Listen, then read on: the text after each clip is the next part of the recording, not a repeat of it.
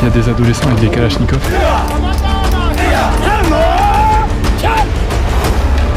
Général, combien d'hommes vous avez tués? Attends, m'a dit ça. Tu as déjà tué des gens? Ah, oui, selon mon travail.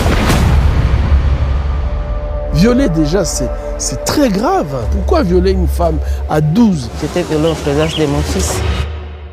Salut tout le monde, j'espère que vous allez bien. Avant de commencer cette vidéo, je voulais juste vous faire un petit message pour vous remercier infiniment de tous vos retours, tous vos partages sur ma dernière vidéo dans les mines de coltan en République démocratique du Congo. Vous êtes même plus de 30 000 à vous être abonnés à ma chaîne, donc voilà, merci beaucoup. Dans mon documentaire Kivu, qui est sorti uniquement sur la plateforme Brutix, vous avez pu voir des extraits sur les réseaux sociaux et il y en a une qui vous a fait beaucoup réagir, c'est l'interview avec le chef du groupe armé, le MNLC, le Mouvement Nationaliste pour la Libération du Congo. Et dans cette vidéo, je voulais vous expliquer comment j'en suis venu à me dire dans ma tête qu'il fallait que j'aille interviewer un chef rebelle en RDC. Je vous préviens, ça va pas être facile, donc accrochez-vous. Ce projet, j'ai commencé à l'imaginer en 2018 après avoir réalisé 2 documentaires pour Brut. Le premier, c'était en mars de cette année-là.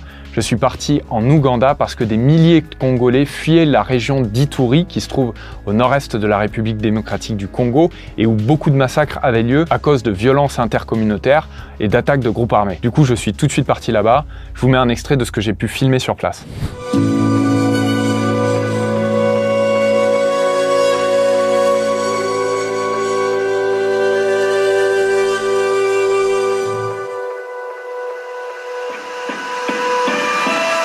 Salut tout le monde, je suis au nord-ouest de l'Ouganda sur la rive du lac Albert.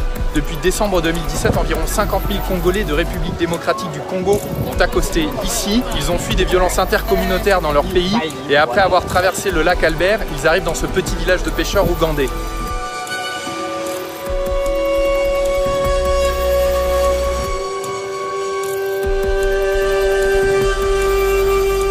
Ils sont parfois 60 personnes sur la même embarcation et mettent environ 10 heures pour traverser le lac Albert.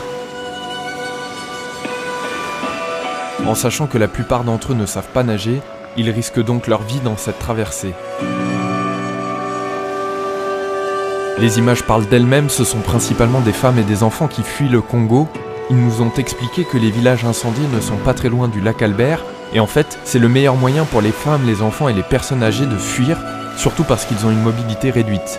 Tous les réfugiés avec qui j'ai pu discuter racontent les atrocités et les massacres qui se passent en ce moment dans la région d'Ituri, au nord-est du Congo.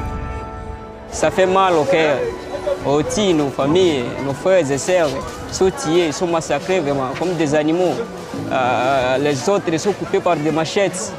Même avec la hache, ça fait du peur vraiment. C'est pourquoi on a fui de l'RDC pour se rétablir ici à l'Ouganda. Nous voulons seulement la paix, pas la guerre. Cette fois-ci, les gens sont tués vraiment bêtement.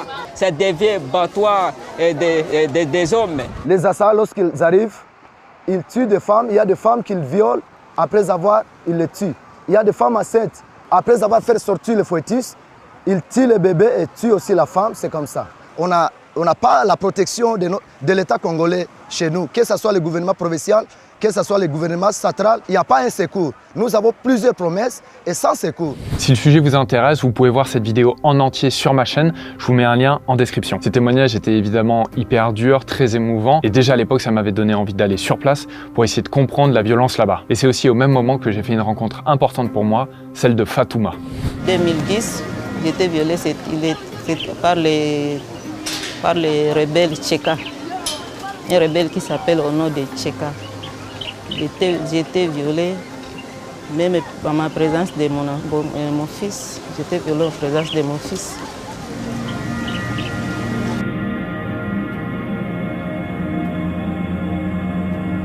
Jusqu'à présent, il ne veut pas même rester avec moi, même 2 ou 3 jours.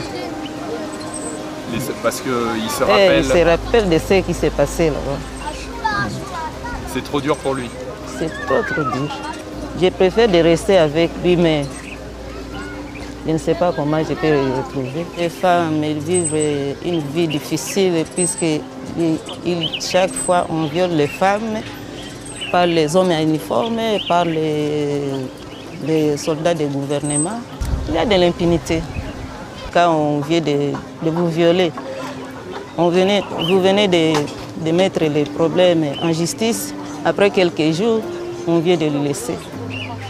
Ils retournent encore de violer.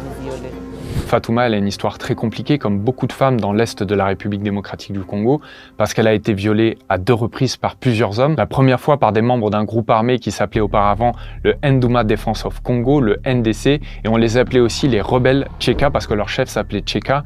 Retenez bien ce nom parce que ça sera important pour la suite. Et elle a été violée une 2e fois par des soldats de l'armée congolaise, les FARDC, qui sont régulièrement accusés de violences sexuelles à l'est du pays. Fatouma a été soignée dans l'hôpital du docteur Denis Mukwege, un gynécologue qui répare les femmes victimes de violences sexuelles en RDC. Fatouma m'a beaucoup marqué parce que c'est très dur de dénoncer les violences sexuelles dans ce pays. On risque beaucoup, c'est pour ça qu'elle s'est réfugiée en Ouganda. Elle a trouvé le courage de me raconter son histoire alors que c'était extrêmement difficile pour elle. Son histoire m'avait beaucoup ému et je me rappelle très bien qu'à l'époque, je m'étais dit que j'essaierais par tous les moyens d'aller voir un groupe armé en RDC et de les interroger sur les violences sexuelles. Le 2e documentaire, c'était au Nord Kivu en novembre 2018 dans la ville de Beni. J'étais parti là-bas pour filmer la plus grave épidémie d'Ebola de l'histoire de la RDC et qui se déroulait dans une des régions les plus instables où il y a un groupe armé extrêmement puissant qui s'appelle les ADF, des islamistes ougandais, c'est un groupe armé étranger qui commettent très régulièrement des massacres autour de Beni.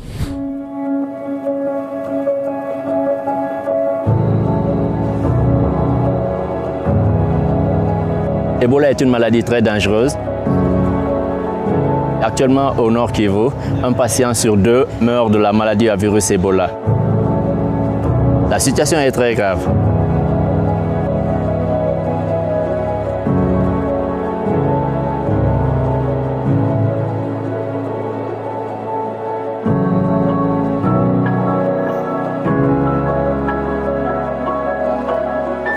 Salut tout le monde, je suis en République démocratique du Congo, plus précisément dans l'hôpital de la ville de Beni, dans la région du Nord Kivu, où sévit actuellement une grave épidémie d'Ebola qui a commencé en août 2018 et qui n'a fait qu'empirer depuis. Ebola entraîne une maladie virale aiguë sévère qui est contagieuse et très souvent mortelle. L'intervention humanitaire reste très difficile à Beni à cause du contexte sécuritaire de la région du Nord Kivu. Plusieurs groupes armés font régner la terreur et l'armée congolaise ainsi que les casques bleus de l'ONU, qui sont censés protéger la population du pays, sont régulièrement accusés de ne rien faire pour changer la situation.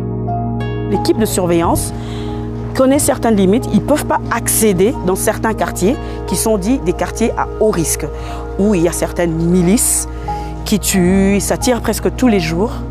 Et il y a beaucoup de décès par arme à feu. La population se dit, ils préfèrent mourir d'Ebola tranquillement à la maison que de mourir d'arme à feu. Ça, c'est une folie extrême. La population n'arrive pas à comprendre, c'est que lorsque tu décides de mourir d'Ebola chez toi tranquillement à la maison, tu ne meurs pas seul. Tu meurs avec tous ceux qui t'entourent, tu meurs avec les membres de ta famille, tu meurs avec tous ces gens que tu devrais normalement en réalité protéger. Au moment où j'y suis, la situation est tellement dangereuse que les humanitaires qui travaillent dans la ville pour soigner les gens qui souffrent d'Ebola ne peuvent absolument pas sortir de la ville et se rendre dans les villages reculés. Du coup, la maladie se répand de plus en plus. Et en fait, c'est ça qui a fini de me convaincre qu'il fallait que je réalise un documentaire sur la région du Kivu avec comme angle principal les violences que commettent les groupes armés. Pendant très longtemps, j'ai travaillé et enquêté avec mon fixeur pour savoir ce qu'on allait faire. Au début, mon objectif, c'était d'aller voir Guidon Chimiré, qui est le chef du groupe armé dont je vous ai parlé tout à l'heure, le Nduma Defense of Congo. Et Guidon Chimiré, en fait, il a pris la place de l'ancien chef Tcheka qui a été arrêté. Ça a été des mois d'attente pour savoir si on pourrait aller le voir. Et finalement, au cours de l'été 2020, il a accepté de me recevoir. J'ai donc commencé à planifier mon départ. Sauf qu'en cours de route, j'ai appris que l'armée congolaise lançait une grande offensive pour essayer d'arrêter Guidon Chimiré. Du coup, il est parti dans les forêts de la région qu'il contrôle et on n'a plus jamais eu de nouvelles. En fait, ça m'a beaucoup saoulé parce que je voulais vraiment aller le voir pour plusieurs raisons. Parce que c'est un chef de groupe armé puissant, parce que sa milice est connue pour avoir commis des viols de masse et des massacres, aussi parce que dans sa région, je sais qu'il exploite les ressources naturelles et notamment les minerais, et enfin parce que j'aurais aimé le confronter avec le témoignage de Fatouma. À l'époque où Tcheka était encore le chef, c'était un de ses caporals, et donc il a peut-être donné des ordres qui ont conduit au viol de masse dont a été victime Fatouma. Mais voilà, ça s'est pas fait, donc il a fallu chercher quelqu'un d'autre. Et mon fixeur, qui a beaucoup de réseaux et de contacts au Kivu, qui est aussi un excellent journaliste, a réussi à entrer en contact avec le porte-parole du MNLC, le Mouvement Nationaliste pour la Libération du Congo, que je suis allé voir dans mon documentaire, qui est une milice assez jeune et qui est une coalition de plusieurs groupes armés du sud Kivu. Ce qui m'a posé problème, c'est que sur ce groupe armé, j'avais très peu de billes. J'avais très peu d'informations à la fois sur le général Constantin Bachunga que j'allais voir et qui mène les troupes du MNLC, et j'arrivais pas à trouver d'informations pour savoir si ce groupe armé avait commis des violences sexuelles ou non. Et au final, c'est mon fixeur qui m'a convaincu en m'expliquant que c'était un groupe armé puissant dans la région et qu'ils utilisaient peut-être des enfants soldats. Donc on y est allé et ça a donné la séquence que vous avez pu voir sur les réseaux sociaux. Ah ouais, ils sont beaucoup. Je dirais une cinquantaine. Ils sont tous armés avec des kalash. Jambo. Jambo.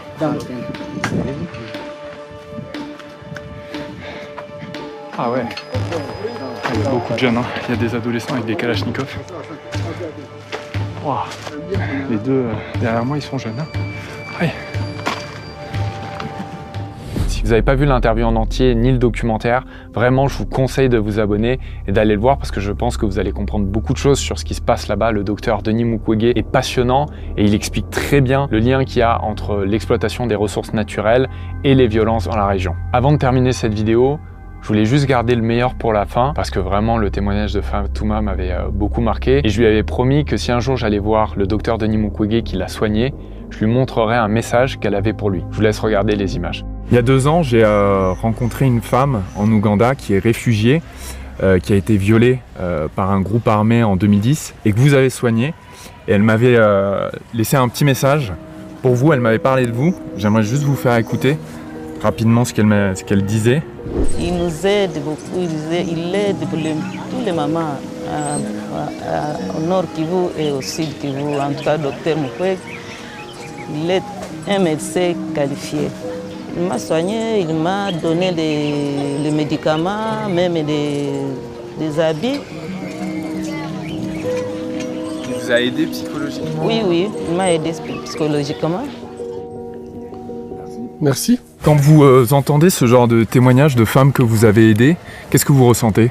Je crois que c'est ça le moteur qui nous pousse à faire ce que nous faisons, puisque je crois que je ne peux pas me rappeler exactement les personnes qui sont passées ici, mais les femmes qui étaient violées et qui ont eu besoin de nous, qu'elles soient du nord Kivu, du sud Kivu, nous les prenons en charge. Et les viols qu'elles subissent, c'est souvent des viols avec extrême violence, où elles sont humiliées devant leurs maris, devant leurs enfants.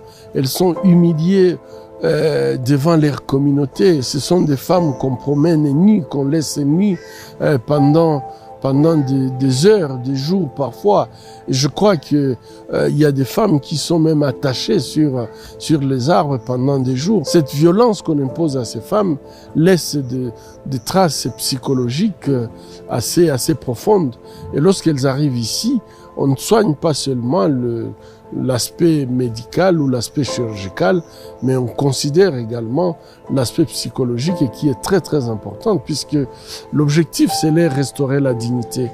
L'objectif c'est qu'elles puissent retourner à faire une vie normale et que le fait d'être violé ne soit pas la fin de leur vie, et donc nous les soutenons. Cette femme elle dit que on leur a donné même des habits.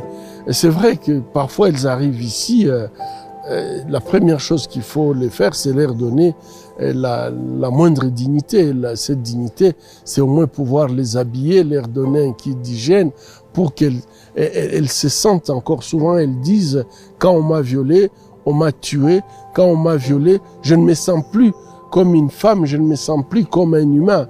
Et je crois que tous ces gestes qui permettent à ce qu'elles puissent sentir que leur humanité est intègre et que le fait de les avoir violés, on a essayé de détruire leur humanité mais qu'on n'y est pas arrivé. C'est très très important de pouvoir le faire.